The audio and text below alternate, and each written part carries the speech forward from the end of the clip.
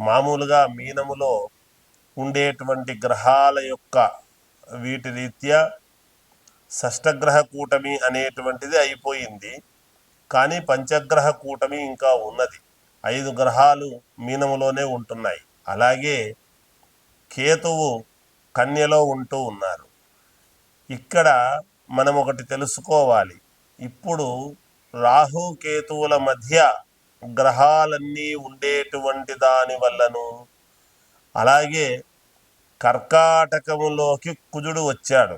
కర్కాటక రాశిలోకి కుజుడు వచ్చినటువంటి దాని వలనను, చంద్రుడి యొక్క దినదినము మార్పు జరుగుతూ ఉండేటువంటి దాని వల్ల ఇప్పుడు ఎలా ఉండబోతుంది అంటే, నిజంగా కూడా మొండి జాతకులకు వివాహము కాకుండా ఎక్కడెక్కడో తిరిగాము, అయినా వివాహాలు కావడం లేదు.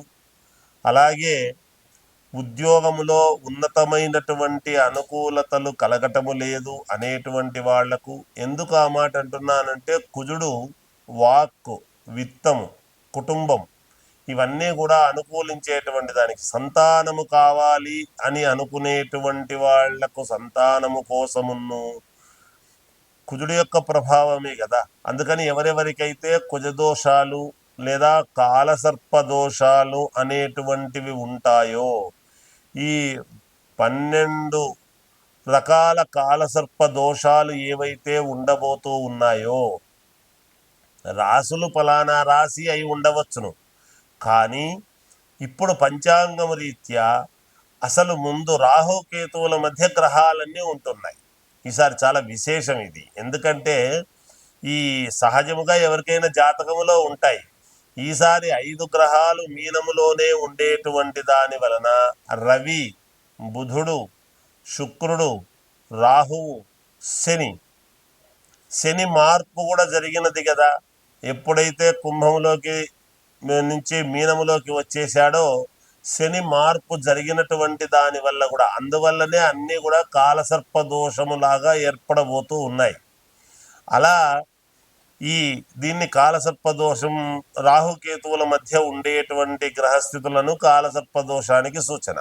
ఇటువంటి సమయాల్లో గనక ఎవరికైతే నిజంగా కూడా ఎవరెవరి జాతకాల్లో కాలసర్ప దోషాలు ఉంటాయో, లేదా వివాహము కావాలి అనుకునేటువంటి వాళ్లకు, సంతానము కావాలనుకునేటువంటి వాళ్లకు, లేదా డబ్బులు అప్పులు ఇచ్చి రావాలి అనుకునేటువంటి వాళ్లకు కానీ, మామూలుగా ఫైనాన్స్ డిపార్ట్మెంట్ వ్యవహారాల్లో ఉండేటువంటి వాళ్లకు కానీ, ఏదైనా ఉదయం లేచినప్పటి నుంచి బిజినెస్ వ్యాపారాలు డబ్బుతోనే కదా జరుగుతాయి.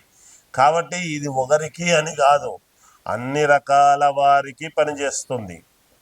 అందుకని ఎవరెవరి జాతకములో అయితే తీవ్రమైనటువంటి ఇబ్బందులు ఉంటాయో, మొండిగా ఉండేటువంటి జాతకాలు ఎవరైతే ఉంటాయో, వాళ్ళవి ఒక్కసారిగా ఇటువంటి సమయాల్లో గనక చేసుకుంటే, ఏది పరిహారాలు అనేటువంటివి గనక ఎప్పుడైతే చేసుకుంటారో శీఘ్రముగా ఫలితాలు రావటానికి అనుకూలవంతముగా ఉంటాయి. నిజానికి ఈ సంవత్సరము అందరికీ చాలా అనుకూలవంతముగా ఉంది.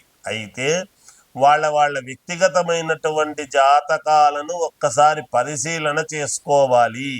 ఇక్కడ కర్కాటకంలోకి కుజుడు రావటం అనేటువంటిది కూడా చాలా విశేషమైనటువంటిది కర్కాటకముకు. అందువల్ల చాలా అంటే చాలా ఇవి ఉంటాయి. అయితే ఒకరికి అని కాదు, ఎవరి జాతకము, ఎవరి లగ్నములో ఎవరు పుట్టారో ఏమిటి అనేటువంటి చూసుకోవాలి. అలా చూసుకొని చేసుకోగలిగితే నిజంగా కూడా పరిపూర్ణముగా మేలు జరుగుతుంది అనేటువంటిది తెలియజేస్తూ, మేషరాశి వారికి ఈ ఏప్రిల్ 1వ తేదీ నుంచి నెలాఖరు వరకు కూడా ఎలా ఉంది అంటే, కొంతవరకు చాలా వరకు అనుకూలవంతమైనటువంటి ఫలితాలుగానే ఉన్నాయి. అయితే చిన్న చిన్న ఇబ్బందులు అనేటువంటివి ఉంటాయి, సహజము. మీరేమీ ఆందోళన చెందాల్సినటువంటి పనేమి లేదు. కాకపోతే మీ పనులు కొంచెము నెమ్మదిగా సాగటం కానీ, అనుకూలించేదానికి ఎక్కువగా అవకాశాలు ఉన్నాయి. ఏ పని మొదలుపెట్టినా విజయం లభిస్తుంది, కొన్ని మాత్రమే లభిస్తాయి. కొత్త వ్యాపారాలు చెయ్యాలి అనుకునేటువంటి వాళ్ళు జాగ్రత్తగా అడుగులు వేయండి. విద్యార్థులకు యోగదాయకముగానే ఉన్నది. అంతేకాకుండా ఉద్యోగ ప్రయత్నాలు చేసుకునేటువంటి వాళ్ళు ప్రయత్నం చెయ్యండి. ఎప్పుడు వదలొద్దు, మీ అనుకూలంగా జరుగుతాయి. వ్యాపారాలు చేసుకునేటువంటి వాళ్లకు వ్యాపారము జరుగుతుంది, లాభసాటిగానే ఉంటుంది, నష్టము అనేటువంటి మాట ఏమీ ఉండదు కాబట్టి మీరేమీ ఆందోళన చెందాల్సినటువంటి పని లేదు. అంతేకాకుండా భూముల వలన క్రయ విక్రయాలలో మాత్రము చిన్న చిన్న ఇబ్బందులు అనేటువంటివి కలగవచ్చును. ఏదైనా ఇంట్లో వాళ్లతో మీరు మామూలుగా ఒక ఆలోచన చేసి ముందుకు వెళ్ళండి. మీ సంతానము విషయంలో చిన్నపాటి ఇబ్బందులు అనేటువంటివి కలిగేటువంటి పరిస్థితులు ఉన్నాయి, జాగ్రత్తగా చూసుకోండి. అంతేకాకుండా కుటుంబ సభ్యులలో పెద్దవాళ్ళు ఉంటారు కదా, వాళ్ళ ఆరోగ్య పరిస్థితులు అయితే బాగుంటాయి, ఇబ్బందులు ఉండవు. ఈ సినిమా రంగంలో ఉండేటువంటి వాళ్లకు కానీ, టీవీ సీరియల్స్లో నటించేటువంటి వాళ్లకు కానీ కొంతవరకు అనుకూలవంతముగానే ఉన్నది ఈ మాసము. రాజకీయాలలో ఉండేటువంటి వాళ్ళు కొంచెం జాగ్రత్తగా అడుగులు వేయాల్సినటువంటి పరిస్థితి ఉంటుంది అనేటువంటిది తెలియజేస్తూ ఉన్నాను. ఏది ఏమైనా వ్యక్తిగతమైనటువంటి జాతకాన్ని ఒక్కసారి పరిశీలన చేసుకుంటే మీకు చాలా యోగదాయకముగా ఉంటుంది అనేటువంటిది తెలియజేస్తూ జయోస్తు.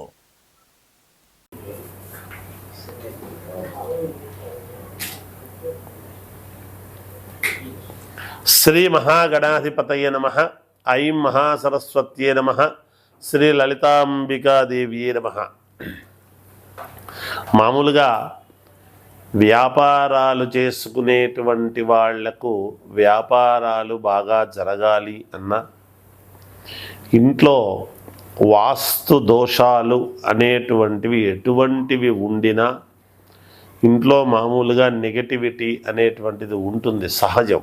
రోజు బయటికి పోయి రావటము చేయటము, ఎవరో రావటము, ఇంట్లో పాజిటివ్ అనేటువంటిది లేకుండా నెగటివిటీ, ఇంట్లో ప్రతిదానికి చీటికి మాటికి పోట్లాటలు, భార్యాభర్తల మధ్య చికాకులు, పిల్లలు సరిగ్గా చెప్పిన మాట వినకపోవటము, ఇలాంటివి.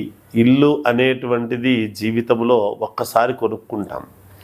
వాస్తురీత్యా ఇది బాగలేదు, అది బాగలేదు, ఇది కూలగొట్టాలి, ఇక్కడ ఇది పెట్టాలి, అక్కడ అది పెట్టాలి అనేటువంటి ఇబ్బందులు అనేటువంటివి ఎటువంటివి చేసుకోవాల్సినటువంటి విధానాలు లేకుండా, అంటే మార్పులు, కూలగొట్టి ప్రతిదీ చేయలేము కదా, అలా చేయకుండా స్థల దోషాలు, ఒకవేళ ఇండిపెండెంట్ హౌస్లో ఉండేటువంటి వాళ్లకు ఇల్లేమో బాగా కట్టుకున్నాం వాస్తురీత్యా, కానీ ఎందుకో ఇంట్లో మానసికమైనటువంటి ప్రశాంతత అనేటువంటిది ఉండడం లేదు అని కానీ, లేదా అంతేకాకుండా మరి రెగ్యులర్గా జీవన విధానము నడిచేటువంటి పరిస్థితుల్లో ఉన్నట్టుండి కొన్ని ఇబ్బందులు ఎదురుగావటము జాతకము రీత్యా సహజమే, చూసుకుంటాము. కానీ ఇల్లు అనేటువంటిది మనం ఎప్పుడు బయటికి వెళ్ళినా,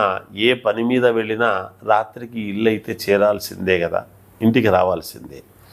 అటువంటి సమయంలో ఇంట్లో ఉండేటువంటి దోషాలు కానీ, చిన్న చిన్న వ్యాపారాల దగ్గర నుండి, అంటే కిరాణా కొట్టు కావచ్చు, బంగారు నకలు దుకాణాలు కావచ్చు, వస్త్ర వ్యాపారాలు కావచ్చు, ఇలా ఒక్క వ్యాపారం అనేటువంటిది ఏముంటుంది, అనేక రకాల వ్యాపారాలు ఉన్నాయి కదా.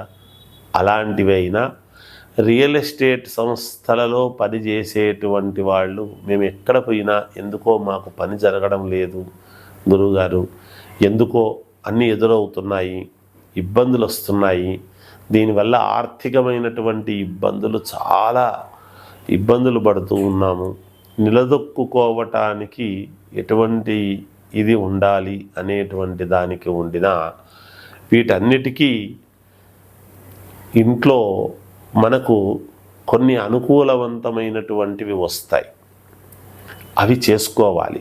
ముఖ్యముగా నేను పంచముఖాంజనేయ స్వామి ఉపాసకుడిగా, అమ్మవారి ఉపాసకుడిగా కొన్ని యంత్రాలు, మూలికలు అనేటువంటివి ఖచ్చితముగా అవి ఉంటాయి. ఇంట్లో ద్వారానికి గనక లోపల కట్టుకున్నాము అంటే దాని కింద నడక అనేటువంటిది ఎప్పుడైతే మనము బయటికి వెళ్ళేటప్పుడు దాని కింద నడక అనేటువంటిది ఉంటుందో, మళ్ళా లోపలికి వచ్చినా చేసినా అవి మనలో ఉండేటువంటి దోషాన్ని పోగొడతాయి.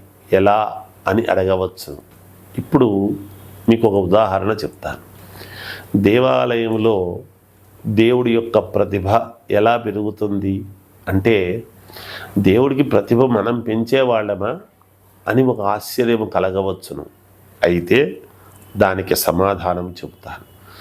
దేవాలయములో విగ్రహాన్ని మొలిచేటువంటి వాళ్ళు చాలామంది ఉంటారు. మరి మొలుస్తూ ఉన్నటువంటి తయారు చేసేటువంటి వాడి దగ్గరికి పోయి ఎవరు మనం పూజలు చేయం చూడండి కదా. కానీ ఆ విగ్రహం తెచ్చి ధాన్యాధివాసము, జలాధివాసము, ఇలా శయ్యాధివాసం ఇవన్నీ కూడా చేసి అప్పుడు ప్రాణప్రతిష్ఠ అనేటువంటిది చేస్తాం. ఆ ప్రాణప్రతిష్ఠ అనేటువంటిది మంత్రోచ్చారణతో ఎప్పుడైతే చేస్తామో, ఆ చేసిన తర్వాత ఆ విగ్రహం కింద కొన్ని యంత్రాలు, మూలికలు అనేటువంటివి వేయబడతాయి. అప్పటికే కొన్ని లక్షల బీజాక్షరాలతో ఆ చేస్తూ ఉన్నప్పుడు వేద పండితులు, కార్యక్రమం చేసేటువంటి పండితులంతా కూడా ఆ యంత్రానికి పూజ అనేటువంటిది చేస్తూ అభిషేకాలు చేసి బీజాక్షర సహితముగా ఎప్పుడైతే చదువుతూ మూలమంత్రాలను చదువుతూ ఆ విగ్రహం కింద యంత్ర ప్రతిష్ఠ అనేటువంటిది చేస్తామో, ఆ యంత్రము ద్వారానే ఆ విగ్రహానికి పవిత్రత అనేటువంటిది ఏర్పడి నిరంతరము దేవాలయంలో గర్భగుడిలో, అందుకనే ఆ యంత్రాలు అవి ఉంటాయి, దేవుడు ఉంటాడు అనేటువంటి ఉద్దేశ్యంతోనే ఎవరు అడుగు పెట్టడానికి ఉండదు. అలాగే ఎంతోమంది మనము మరి దర్శనము చేసుకుంటూ ఉండటానికని దేవాలయానికి వెళ్ళినప్పుడు చాలా చోట్ల సంప్రోక్షణ అని చేస్తారు. ఎందుకు అంటే ఎప్పటికి అప్పుడు దానికి పవిత్రత పెంచుకోవటానికి. అందువల్లనే అలాంటి మామూలుగా మేమైతే మంత్రాలు, అనుష్ఠానము, బీజాక్షరాలు చదివి చేసుకునేటువంటి ఇది ఉంటుంది. అలా అందరూ చేసుకోలేరు కదా. అందుకని బీజాక్షర సహితముగా యంత్ర పూజ అంటే ఇది తాంత్రిక విద్య. ఏమిటి? శీఘ్ర ఫలితాలు మనకు మేలు జరగటానికి అనేటువంటిది ఉంటాయి. అటువంటి తాంత్రిక విద్యతో ఎప్పుడైతే చేసుకుంటామో శీఘ్ర ఫలితాలు మనకు మేలు జరగటానికి. మరి యజ్ఞయాగాది క్రతువులు, పూజలు, జపాలు ఇవన్నీ దేనికి గురువు గారు అనుకోవచ్చు. అంటే మనము జాతకరీత్యా బాగుండి ఎప్పటికప్పుడు మనము గ్రహాల యొక్క అనుకూలతల కోసం చేసుకునేటువంటివి అవి నిదానముగా. కానీ ఎంతోమంది మనకు వ్యాపార నిమిత్తము మన దగ్గరికి రావాలి, ఆకర్షణ అనేటువంటిది ఉండి బాగా మేలు జరగాలి. ఎవరైనా బిజినెస్ ఎందుకు చేస్తాం? బాగా జరగడం కోసం కదా, అందరూ బాగుండాలని కదా చేసుకుంటారు. ఎక్కువ శాతం వస్తే ఎక్కువ లాభాలు వస్తాయని.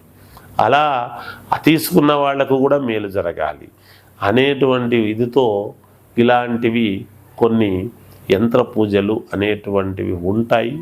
తప్పకుండా ఎటువంటి ఇబ్బందులు లేకుండా 100% మేలు జరిగే విధముగా రోజు దానికి కాస్త అగరబత్తీల పొగ అనేటువంటిది వేస్తూ ఉంటే ఎప్పటికప్పుడు అది దానికి ఆ యంత్రాలకు పవర్ అనేది పెరుగుతుంది. ప్రతిరోజు కూడా ధూపం అనేది మనం దేవుడికి ఎట్లయితే అగరబత్తీలు తిప్పుతామో ఆ అగరబత్తీలు తిప్పి హారతి అనేటువంటిది ఒకటి ఇస్తాం. అలాగే ఇంట్లో ముఖద్వారానికి ఎప్పుడైతే మనం అది కట్టుకుంటామో మనము బయటికి పోయి ఎవరెవరినో తగిలొస్తాం, చేస్తాం, ఎవరెవరో వస్తారు.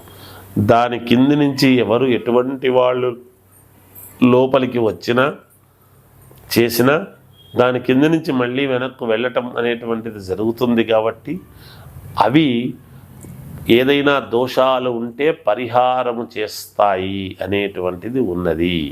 అలా వ్యాపారాలు చేసుకునేటువంటి చోట కూడా ఎంతోమంది వస్తూ ఉంటారు కాబట్టి ఇలాంటివి ఉన్నాయి. చాలా తక్కువ రుసుముతో మనం ఎక్కువగా అనుకూలము అనేటువంటిది చేసుకోవటానికి అద్భుతమైనటువంటి విధి ఉన్నది అనేటువంటిది నేను తెలియజేస్తూ జయోస్తు.